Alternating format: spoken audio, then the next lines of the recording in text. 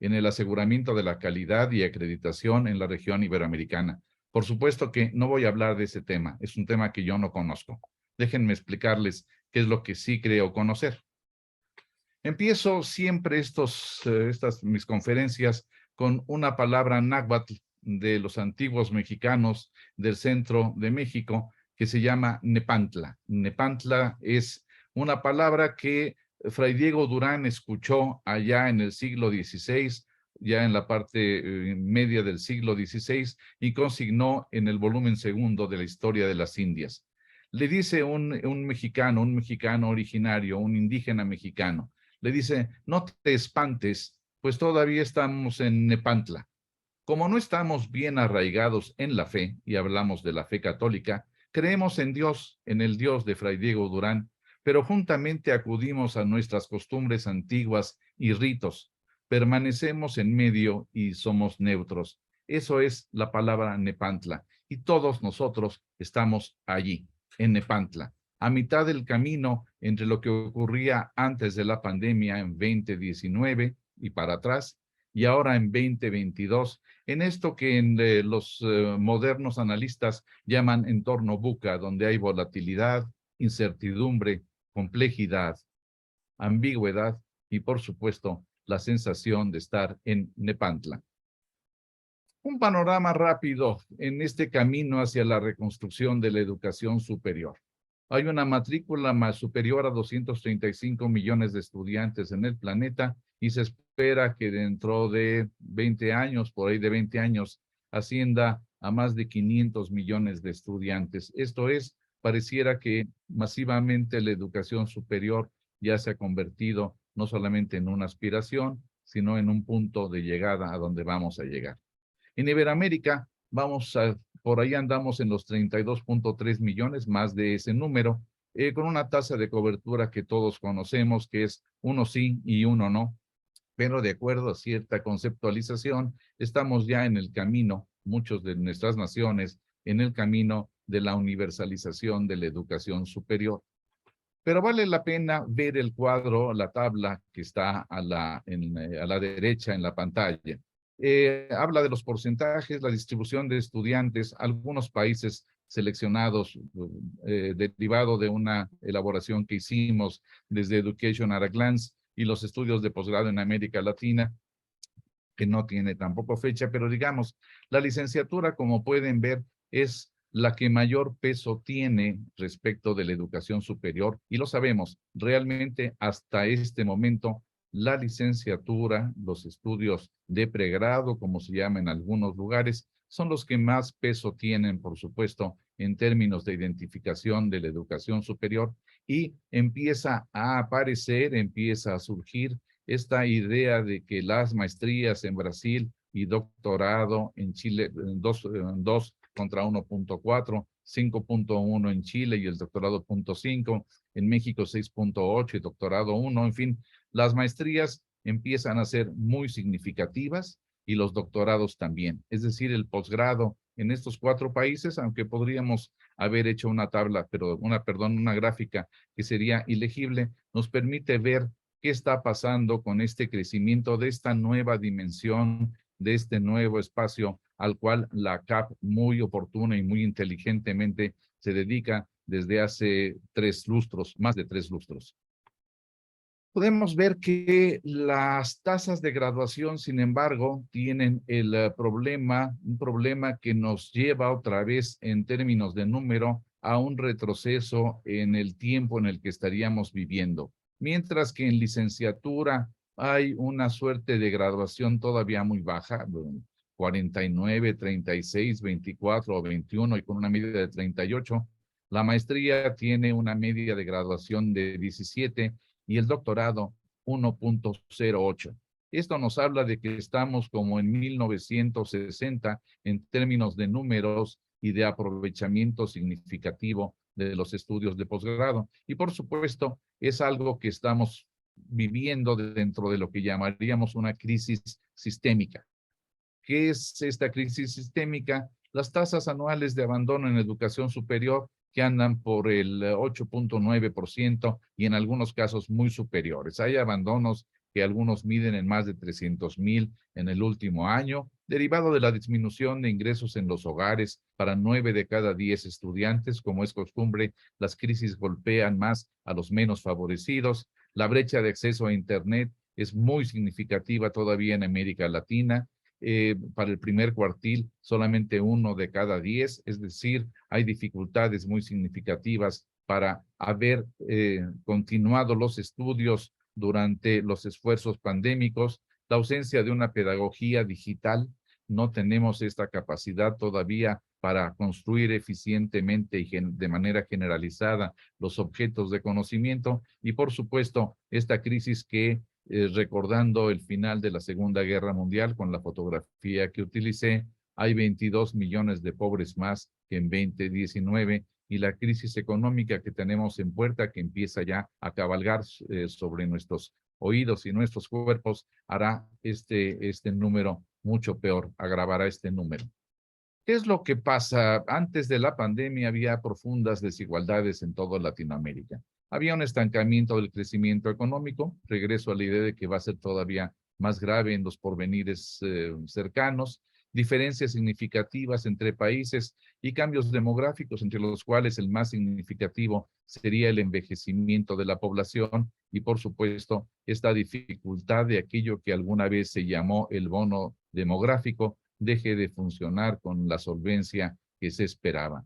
En la tecnología, evidentemente, insisto en las diferencias de conectividad, el bajo nivel en competencias por parte de docentes y de alumnos en el uso de las tecnologías. Todavía no somos hábiles o lo suficientemente aptos al respecto, y un desarrollo a medias del ecosistema digital. ¿Qué pasó en educación? Creció la educación a distancia, se disparó. En algunos países no solamente son 17.5, sino brincan, pero el financiamiento en las instituciones públicas no acompañó la expansión de la educación que había ocurrido entre 28, 29 hasta 2018, 19, y creció significativamente el número de títulos de grado y doctorados. Pero por supuesto, en términos de movilidad, estamos conversando de que la movilidad en América Latina es una aspiración más que una realidad.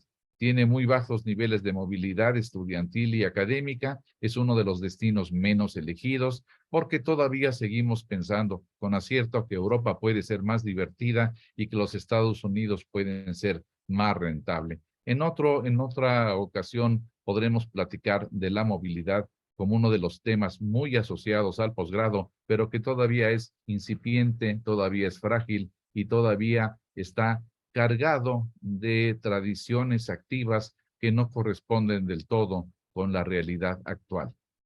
¿Qué pasó en la pandemia? Surge aquello que ya se venía diciendo que habría de ocurrir, las disrupciones en la educación superior con el tránsito a la enseñanza remota de emergencia. Déjenme subrayar que es de emergencia, esto es, no estaba preparado, no estábamos aptos para hacerlo, y sin embargo, la gran mayoría de todos nosotros tuvimos que comprometernos y meternos de lleno en esta tecnología a la cual todavía no tenemos pleno conocimiento.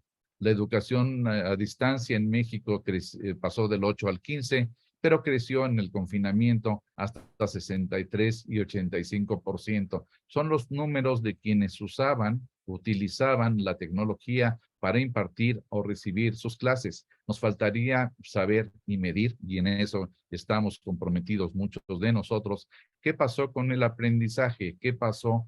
¿Sirvieron estos 2 años de tecnología o fue simplemente el inicio a tropezones emergente para un nuevo modelo de educación superior que todavía no da frutos?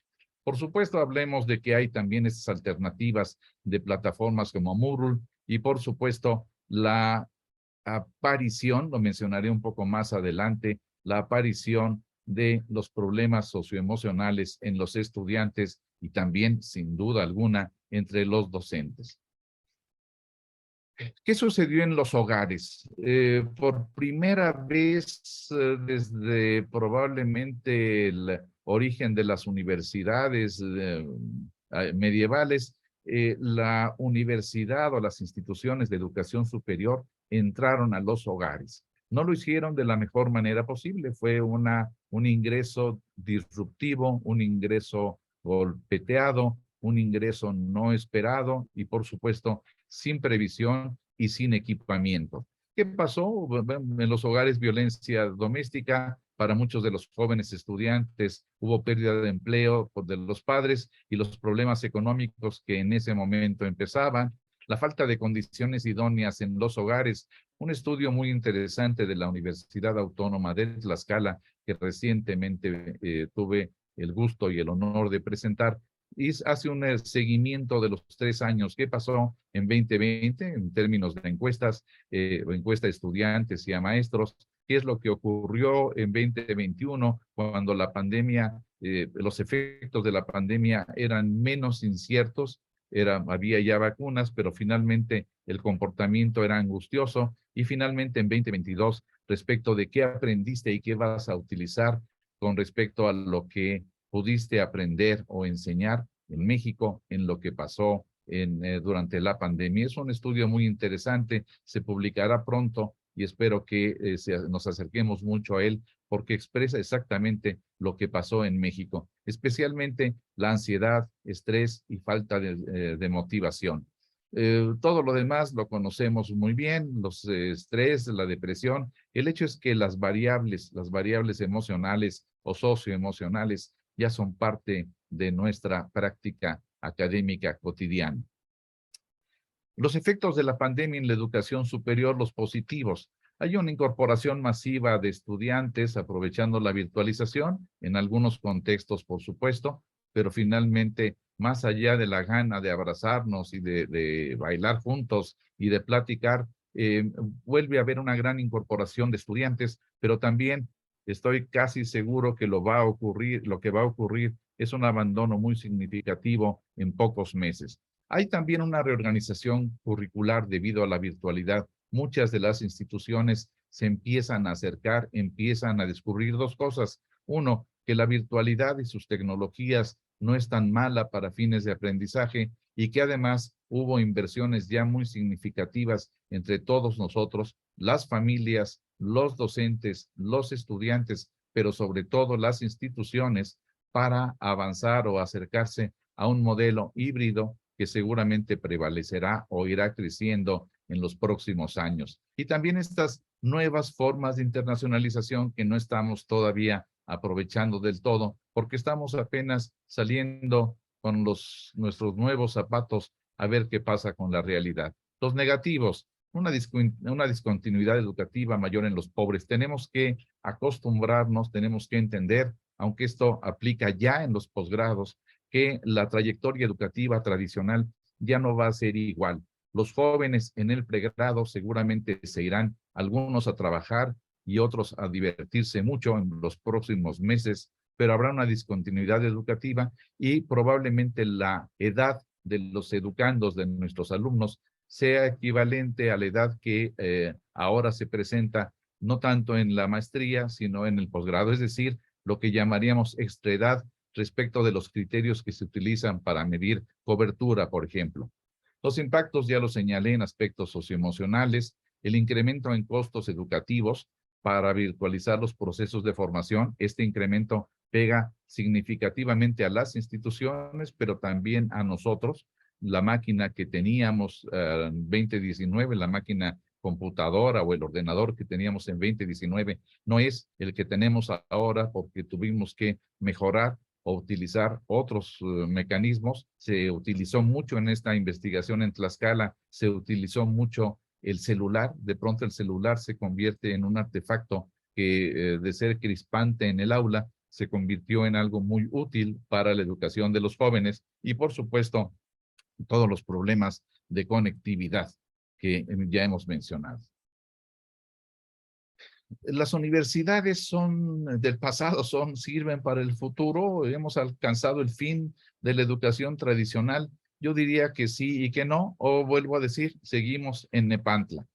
Los cambios inducidos por la pandemia podrían ser señales que son una reducción de la matrícula tradicional de los estudiantes, un incremento en la demanda del aprendizaje digital, que no son solamente provistos ahora por las universidades o las instituciones de educación superior. Regreso al MOOC y estos mecanismos de aprendizaje que están por fuera de las universidades, una demanda de formación profesional con habilidades blandas, nuevos ecosistemas de aprendizajes digital a los que me acabo de referir, y por supuesto, esa tecnología emergente que reinventa la educación en algunos casos. Estas señales las pueden ustedes estar viendo o ver por todas partes, pero ya tenemos estas 5, 6 o 7, las que ustedes gusten en incrementar respecto de los cambios que habrá probablemente de arriba a abajo, de las más ricas a las más pobres, en los cambios de las universidades. Esta gráfica se la robé a mi amigo Fernando Valenzuela, es homónimo de un gran beisbolista mexicano. Es un hombre muy inteligente y también nos habla de porvenires o de futuros de las universidades, es decir, la idea de universidades que sean casi pensadas para el uso individualizado más que para el uso colectivo. Habla de universidades multisegmento, multigeneración, multiformato, multicertificado y multidisciplinas, con nodos activos de innovación, con propósitos de nuevos significados para los estudiantes y la comunidad. Es una obra interesante construir una visión de futuros para las universidades, viajes y caminos del estudiante, en un aprendizaje adaptativo a cada individuo, cosa muy complicada, pero que tecnológicamente parece ya posible, un aprendizaje activo, social y experiencial que se relaciona con desafíos de la vida real a través de las experiencias de aprendizaje tecnológicamente mediadas y, por supuesto, un nuevo liderazgo que vaya creando entornos innovadores. Estos son los 7 pilares que Fernando Valenzuela ha establecido y que me parece importante el señalar como esta anticipación de algunos porvenires. No es lo que yo creo que va a prevalecer todavía durante algún tiempo en nuestra América Latina, pero vale la pena tenerlo en nuestra cabeza en los porvenires. La UNESCO recientemente, bueno, no tan recientemente, ya 6 meses atrás, en esta Conferencia Mundial de la Educación Superior, tiene una propuesta en esta publicación que se llama Más allá de los límites, nuevas formas de reinventar la educación superior. Destaco que hay esta visión de reinventar, volver a hacer, resignificar, restablecer la educación superior y nos señala pues que la calidad, el aseguramiento de la calidad, lo que hacemos, lo que nosotros hacemos, puede ser, debe ser la palanca de cambio que hace visibles los ámbitos a modificar. Esto es, así como la calidad desde la autoevaluación hasta la certificación va construyendo las ideas de a dónde debe de correr, por dónde debe de correr la mejora continua, también tenemos que ir viendo que hay diversas sendas de aprendizaje flexible que van más allá de las disciplinas, de las habilidades rígidas. Hay que buscar también flexibilidad en el aseguramiento de la calidad para reconocer la diversidad de la oferta académica y de las distintas vías de aprendizaje. Flexibilidad también.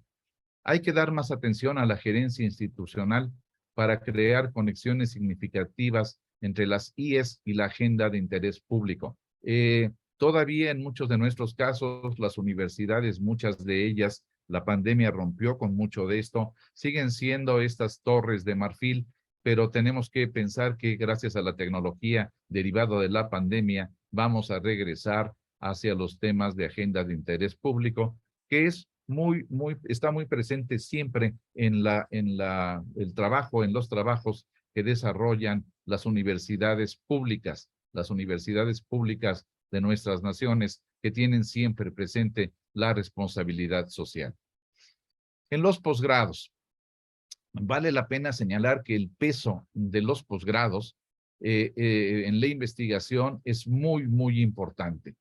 Sin embargo, a pesar de los números que tengamos, comparativamente hablando con países que suelen utilizarse como ejemplo, mal ejemplo, pero no tengo otra manera de destacarlo. Los investigadores en Australia o en Suiza o en Finlandia, pues por supuesto, hablamos de estos grandes números que nos pueden producir mucha envidia, sin duda alguna, y muchos escalofríos, porque lo que hacemos en el panel izquierdo, lo pueden ver, somos apenas el 1.1 en la solicitud de patentes, registro de marcas y diseños industriales del mundo. Esto es, nuestros posgrados no están asociándose productivamente, eh, por lo menos en términos de la visión, comillas, neoliberal existente respecto de qué se hace en las universidades. Sí se investiga, pero lo que se investiga no parece tener conexión con el bienestar o con los indicadores de bienestar derivados de la economía. Este es un problema que tendríamos que resolver y no parece nada sencillo de resolver porque los programas de investigación, los programas que serían de la investigación hacia las universidades, los doctorados, etcétera, tienen muchísimos problemas de conexión y de propósito. Finalmente, esto está también en Nepantla. Estamos transformando la investigación que, subrayo, se hace en el mundo universitario, en América Latina. El panel izquierdo a eso se refiere, a América Latina, pero no estamos consiguiendo que las universidades y nuestra investigación tenga impacto en nuestras economías. El gasto en estas cosas que son investigación y desarrollo, por supuesto, ha crecido desde 2016. Aquí puede verse lo que está pasando. Y por supuesto, México, por desgracia, el país de la OCDE, es el último lugar en graduados, en doctorados en países de la OCDE. Esto ocurre en 2019, es una apreciación que corresponde a una investigación anterior a la pandemia, pero por supuesto no hay cambios significativos, es decir, seguimos muy retrasados respecto de lo que está ocurriendo en las grandes economías del mundo. Los posgrados, hemos ido creciendo, hay un crecimiento de la matrícula, los datos son viejos, pero no me preocupa porque creo que no se van a modificar todavía mucho. Lo que empezamos a ver, esto es muy visible en muchos países, en México, por ejemplo, pero también creo que en otras naciones, se puede ver que empieza a haber un crecimiento significativo de la maestría, después la especialidad y finalmente el doctorado. Es entendible, es comprensible. La cobertura, Brasil, México y Argentina también es visible, es muy desigual en muchos países y producimos un montonal de publicaciones científicas, pero como lo veíamos, la publicación científica no está atada, no está articulada a los procesos de innovación tecnológica y del mercado del conocimiento. ¿Qué es lo que estamos haciendo con los posgrados en Iberoamérica? Estamos buscando encontrar, y esto es muy visible en una universidad como la de ustedes, de Ciencias Forestales, donde se está buscando sin duda alguna la solución a estos problemas que ahora se llaman súper complejos. Esto es el cambio climático, las ciudades, la energía, etcétera, que establecen los objetivos del desarrollo que estamos queriendo cumplir cada vez con mayores dificultades. Nuestra división sigue siendo todavía muy clara, muy decimonónica, o por lo menos siglo XXI temprano. Seguimos en la secuencia con tesis finales, etcétera, etcétera. Es decir, todavía no nos acercamos finalmente a este porvenir disruptivo que el posgrado deberá de tener. Si pensamos un poco en lo que Fernando Valenzuela en las láminas anteriores yo les hube expresado. Pero por supuesto entramos al posgrado en muchos casos porque lo señaló el señor rector Sveig, porque las empresas, los empleadores confían más en los programas acreditados ciertamente, pero también en el posgrado. Es decir, es vamos a llamarle de alguna manera, una postlicenciatura, una continuación de la licenciatura que puede derivarse de los mecanismos que algunas instituciones universitarias tienen para graduarse, para que el joven estudiante termine en lugar de hacer una tesis no siempre muy buena, que se inscriba en algún posgrado, en alguna maestría y pasa alguien más porque no encuentra trabajo y puede gracias a estas facilidades virtuales, seguir por ahí. Otras porque encuentra una competencia novedosa, no pensada en el mundo del empleo, y entonces busca hacer esto. Y por supuesto, ascensos laborales, mayores ingresos, pero a final de cuentas,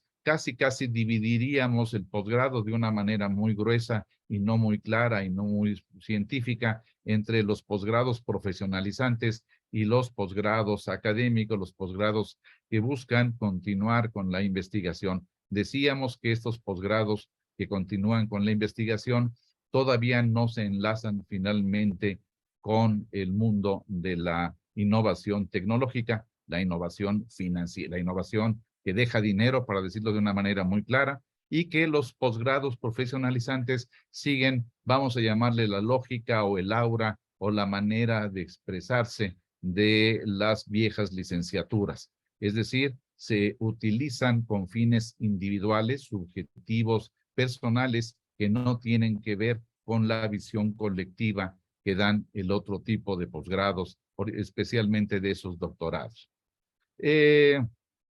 Evidentemente, una persona con grado de maestría en algunos estudios que se ha hecho en el CONACYT de México y la SEP, perciben 10% más de ingreso en comparación con quien no tiene posgrado, pero por supuesto estamos platicando de esta nueva edad. Los estudiantes de posgrado entre 27 y 35 años son muy distintos, pero se van a parecer mucho a los nuevos estudiantes de pregrado, perdón, se van a parecer por la edad. Son personas por lo general que ya trabajan, que ya conocen las modalidades, cualidades, defectos del mundo laboral y que eventualmente ya han ido construyendo su propia familia, es decir, los intereses juveniles o de lo que solíamos conocer como los viejos jóvenes ya van desapareciendo.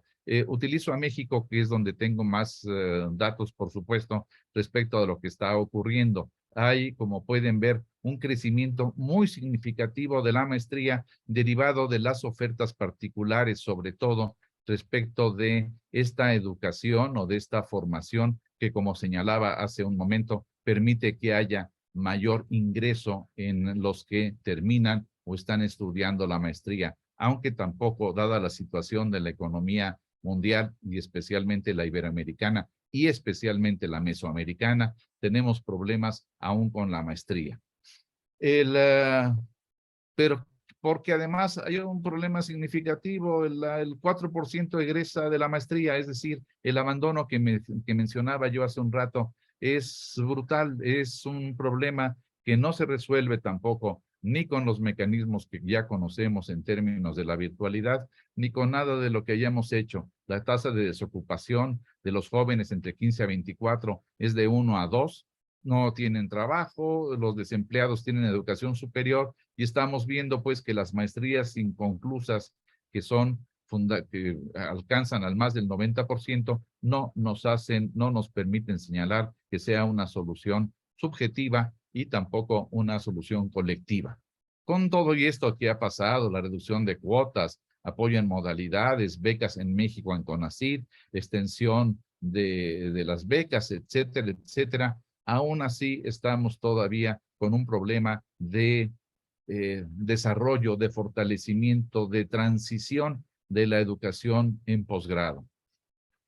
Los posgrados van muchos caminando hacia un espacio común, especialmente las especializaciones y las maestrías, donde va a converger la virtualidad, la internacionalización y la acreditación necesaria para preservar la calidad. Es decir, las ofertas múltiples de educación superior de posgrado van a ser tantas que tiene que empezarse a trabajar mucho para que haya desde las estructuras regionales, RIACES, por ejemplo, estándares e instrumentos internacionales que eviten vamos a decir, la mala educación, la mala y costosa educación a quienes menos información y dinero tienen.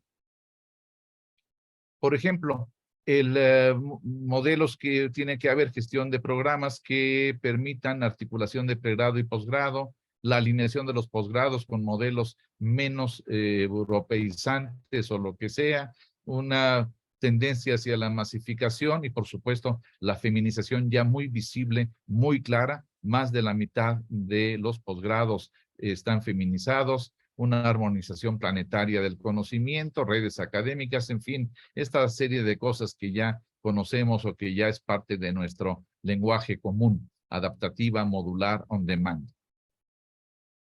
Yo veo que ya llevo mucho tiempo hablando, tengo mucho más que expresar, pero déjenme decirles esta nueva definición de la calidad iberoamericana. Es esta calidad de las instituciones y de los programas de posgrado y de pregrado, es aquella que proporciona experiencias de enseñanza-aprendizaje para que los alumnos que ya son mayores y serán cada vez mayores, desarrollen sus capacidades al máximo. Tiene que haber, por supuesto, esta parte socioemocional, pero también lo estético y lo ético como un elemento fundamental. Estrategias que respondan a la diversidad personal y cultural. Esto es un problema fundamental. La interculturalidad es ya un tema que tiene que estar presente entre todos nosotros y, por supuesto, la capacidad existente para establecer relaciones con otras instituciones.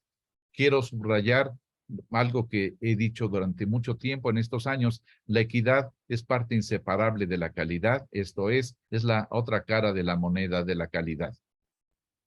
¿Para qué?